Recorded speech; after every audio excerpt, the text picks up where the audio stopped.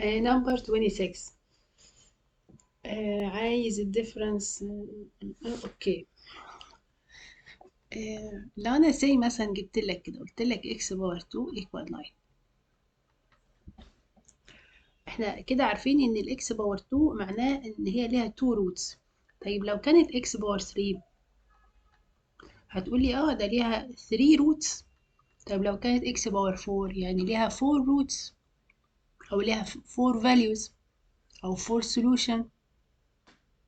فانا هنا تعالوا نحسب كده الروتس. لو قلت لك اكس باور 2 ايكوال 9 هتعمل روت للتو سايدز، هتقول لي الاكس ايكوال كام؟ 3. والله انا عارفه في طلبه كتير جدا هتعمل كده، تقول لي الاكس ايكوال 3. طيب انا كده انت جبت لي روت واحد، طب فين الروت التاني؟ انت اكلت يعني جعان ولا ايه؟ ما في روت تاني لازم يكون موجود. انا عندي الرول بتقول لي ايه لما يبقى عندي اكس باور 2 ايكوال 9، يبقى الاكس ايكوال بوزيتيف او نيجاتيف بناخد روت ال 9 اللي هو 3. لازم اعمل كده، لازم يبقى عندي 2 روتس. اوكي، فهي دي الرول اللي احنا هنستخدمها دلوقتي. هعمل ايه؟ انا شايفين البراكت الجميل ده، كل ده كده اوديه الناحيه التانية بالبوزيتيف. يلا بينا. يبقى 3x minus 2 over 2 equal x plus 3 power 2. يلا ناخد روت للتو سايدز. اوكي، يبقى 3x minus 2 equal. هنعمل ايه هنا بقى؟ بوزيتيف او نيجاتيف x plus 3. خلاص انا كتبت بوزيتيف او نيجاتيف هنا، خلاص مش هكتب حاجه تانية هنا. لان انا هنا لما جيت احسب دي، يعني شوفوا كده فوق، ركزوا معايا عشان عارفه في ناس هتيجي تقول يا مس بتحطي بوزيتيف او نيجاتيف هنا كمان. لا مش هنكتب، انا عارفه اسئلتكم.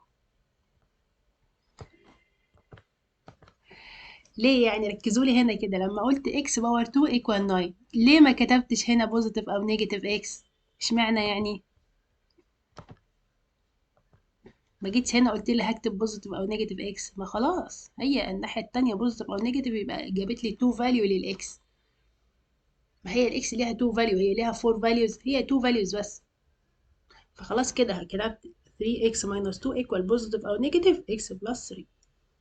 أقسم الصفحة بتاعتي نصين، ومرة آخد البراكت ده بالبوزيتيف ومرة بالنيجاتيف، يبقى 3x minus 2 equal x plus 3. دي ويز كالكوليتر.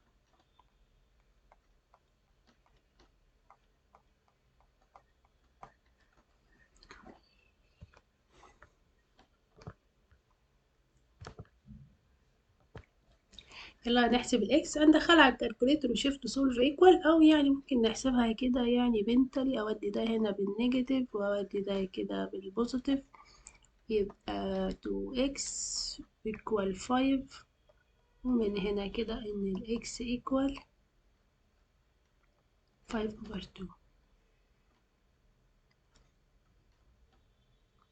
الناحية التانية خدوا بالكم هنا النيجاتيف كده بره القوس كله. هنا نيجاتيف اكس هتروح الناحية التانية بالبوزيتيف اكس، ودي كده هتروح عندها بالبوزيتيف، يبقى هيديني 4x equal 2، وهنا نيجاتيف 3 يعني هيديني نيجاتيف 1. انت احسبها على الكالكوليتر شيفت سولف ايكوال، يبقى الاكس عندي نيجاتيف 1 over 4. تمام. هو بيقول لي ايه؟ انا عايز الابسولوت ديفرنس. حاضر. الابسولوت ديفرنس اللي هو ايه؟ ابسولوت، ادي الابسولوت اهو محترم، و5 over 2 minus 1 over 4. هو يفرق يعني ان انا اكتب نيجاتيف 1 over 4 الاول؟ لا مش هتفرق، لان هنا في ابسولوت بره. فهتبقى هنا بوزيتيف.